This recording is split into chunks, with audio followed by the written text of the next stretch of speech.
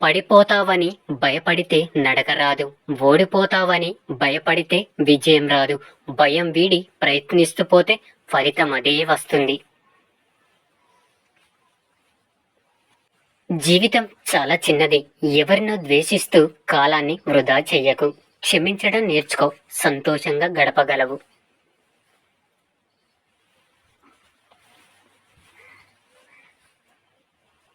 గెలిచినవాడు ఆనందంగా ఉంటాడు, ఓడినవాడు విచారంగా ఉంటాడు. అవి రెండు శాశ్వతం కావు అని తెలిసినవాడు నిత్యం సుఖంగా ఉంటాడు.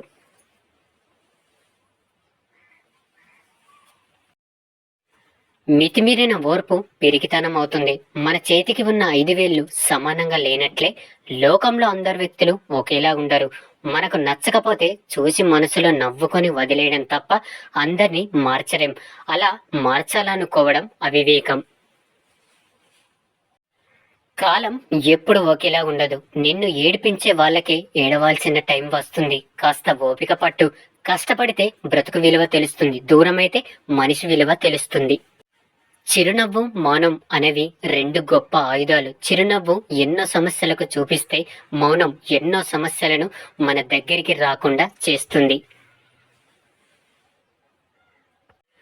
తప్పు లేని చోట తల వంచకు, నమ్మకం లేని చోట వాదించకు. మన మాటలు నచ్చనప్పుడు మౌనం మంచిది, మనం నచ్చనప్పుడు దూరం మంచిది, మనతో బంధం నచ్చనప్పుడు ముగింపు మంచిది.